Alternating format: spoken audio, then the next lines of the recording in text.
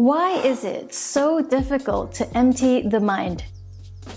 We'll discuss why being distracted and not being able to concentrate often comes up during meditation practice. But more importantly, we'll also discuss how you can get a clearer mind during your meditation practice. This is part of my meditation series, so check out the playlist I'll link to up there and below in the description. We go through more of the techniques and mechanics of meditation in this series, the stuff we don't usually discuss during the practice because we are in the practice. But understanding some of the mechanics behind it, using these techniques to set yourself up can certainly help you develop a more regular meditation practice. Hi, I'm Jaime at Enlightened, and on this channel we help you design a life with less stress and more intention. So subscribe if you like more videos on mindful living, minimalism, and finding the personal rituals that work for you. And I'd appreciate a like on this video so hopefully more people like you and me can find it and we can help build this mindful living community. I find what trips my students up a lot is the belief that I'm not good at it. I can't empty my mind. I'm too distracted. I can't stay focused. Sound familiar? Well, the good news is we can never empty our mind. Our mind is designed to think. We will always have thoughts. So if it's a big jumble up there, it's perfectly natural. And the goal of meditation initially is to train the mind to focus. All the different techniques to help shift your attention to one thing. So if you've noticed your mind has wandered away from the breath, the body, whatever it is you're focusing on, that point of recognition. Oh, my mind has wandered. I'm bringing it back to the breath, the body, or whatever it is you're focusing on. That is your meditation practice in action. Noticing when you've wandered and then bringing attention back. This is the practice. That's how you train the mind from going from here to going to here. And eventually, over time, when you're able to keep your focus on that one point for a period of time, that's when things become interesting as you open into the field of vastness of being.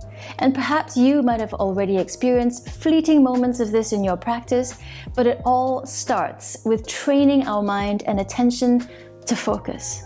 So take heart in knowing that you can't actually empty your mind, but that's also not the point of meditation. It's like going to the gym. You can't expect to get six-pack abs after one training session, not even after 1 or 2 weeks of going to the gym. But after 1 or 2 weeks, you might already start to feel some of the benefits. Getting a little stronger, a little fitter, and the meditation practice is just like a gym for the mind. We keep training it to come back to that point of focus, whether that's the breath, the body, the 5 senses, noticing what thoughts or emotions are present right now in this moment. So instead of thinking of, I'm so distracted, my mind is full of thoughts, know that this is the natural state of the mind. It is all over the place. We are simply training it to become better at focusing on just one thing. And it's hard at first, just like going to the gym. So start small and keep it simple. 5 minutes or 10 minutes at first, and after some time we might increase it to 15 or 20 minutes, but there's no need to.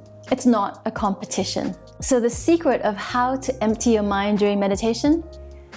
It's to know that it's not about emptying the mind. It's about training your mind to keep coming back to that one point of focus. Knowing this can sometimes help to set you free of beating yourself up every time your mind wanders. Remember that your mind was made to have lots of thoughts. You cannot empty it of its thoughts, but you can certainly train it to stay focused. So treat your meditation practice like a gym for your mind.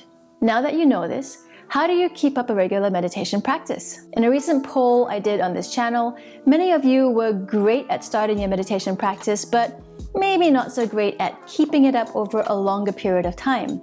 My next video in this series is just for you. I'll go through how to meditate daily or more regularly, so make sure you're subscribed and don't forget to like this video if you enjoyed it. Speaking of which, I'd love to know what you think of this video. Has it helped you shift your approach in developing your meditation practice? Do share in the comments below. You might like to check out these other videos to help you flow through your busy life with more grace, ease, and flow, and I'll see you in the next one.